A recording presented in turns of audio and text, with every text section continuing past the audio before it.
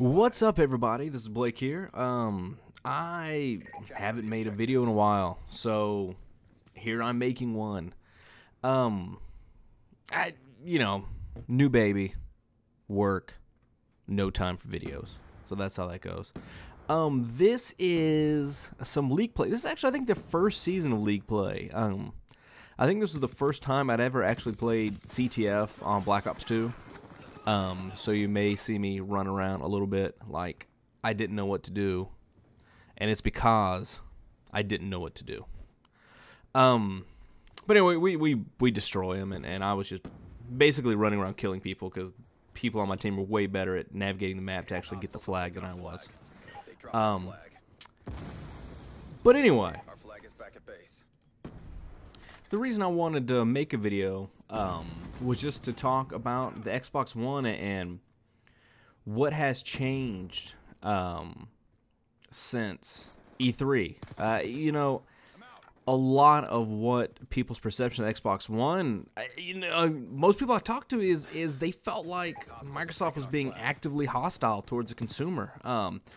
Always online, the Kinect always having to be connected.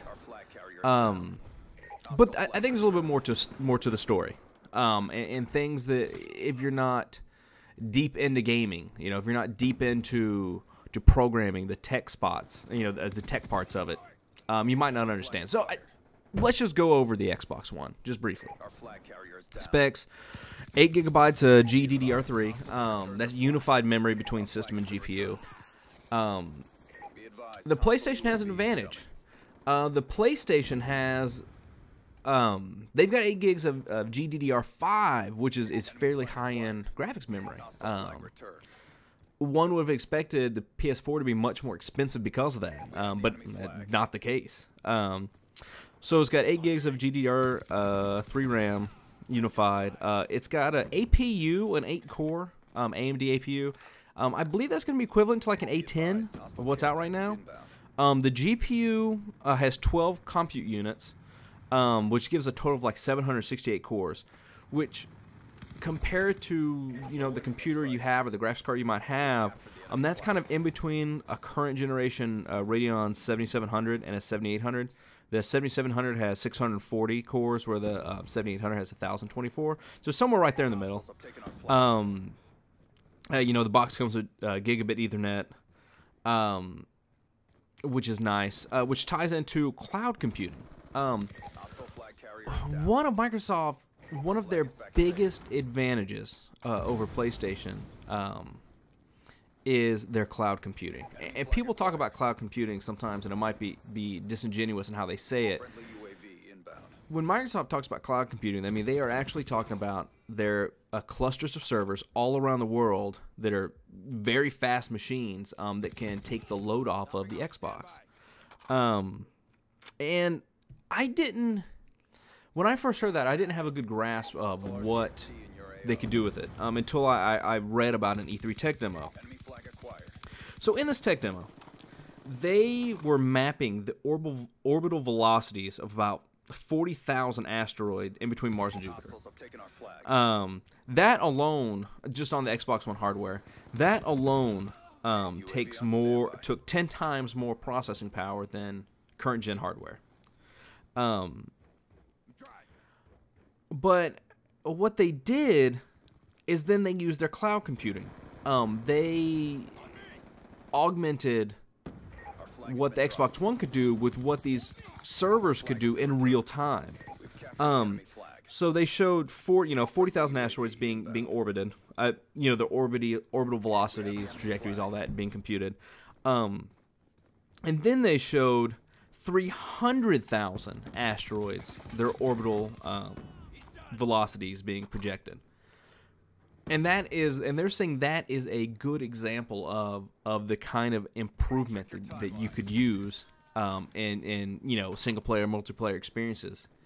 I'm not sure what that means. I'm not sure how to implement it. So something like mapping orbital velocity of asteroids, that is all math. That is 100% math. That is something that is relatively easy for you to push out to a server. Let it, a fast server, and let it crunch numbers and send it back to you.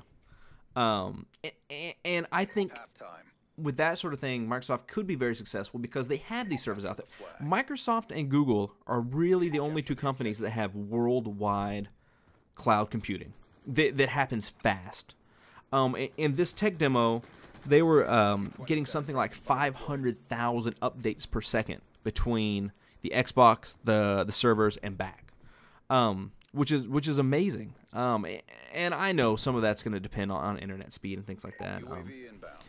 I just don't know how it's going to be implemented. One way I wonder if it'll be is sound.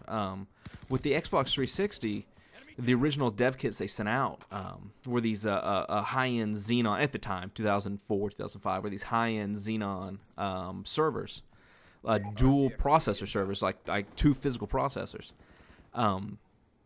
And the rumor was that one of those processors was used specifically just for sound. So I don't know if sound processing or something like that will be, is one possible application.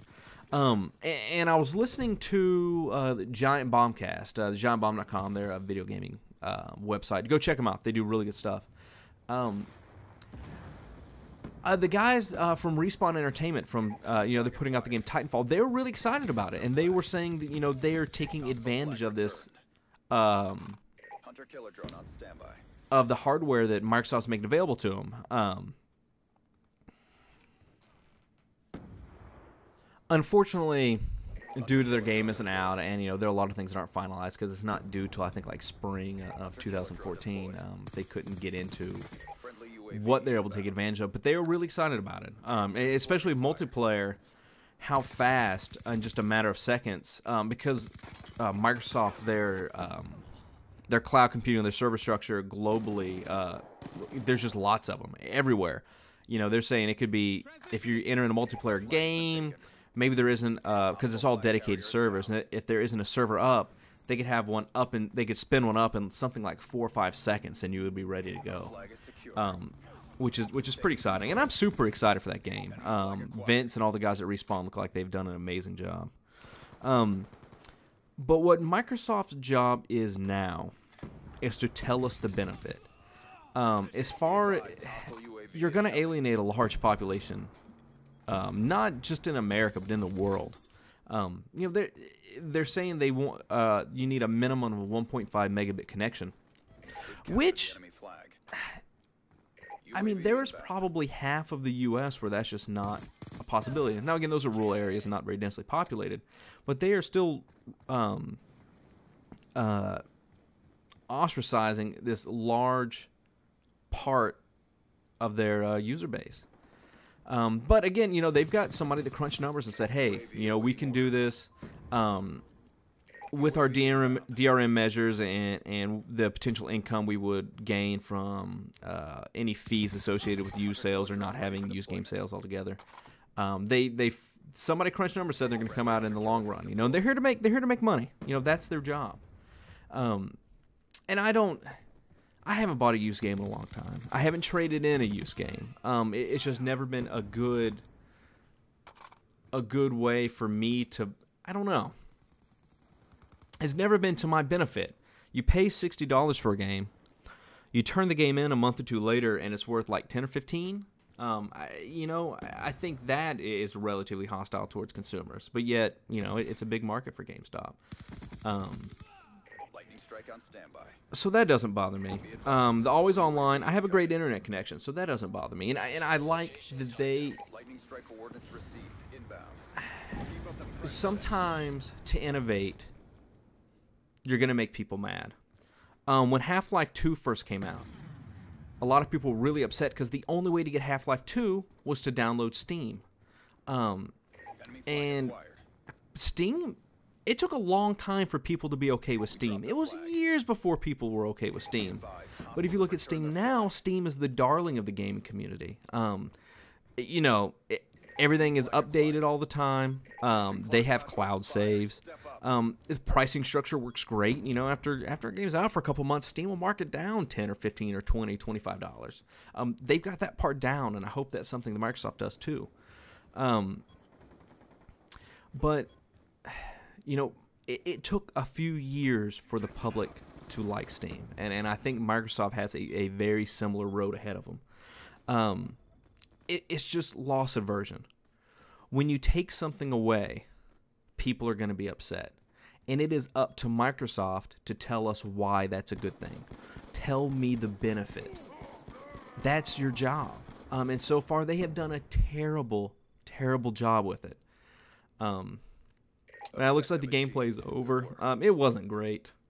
The score will pop up here in a second. I don't even know. Like 35-8 or 17 or something. 7. Anyway, you guys, thanks for listening to me ramble. You have a wonderful evening. Good night.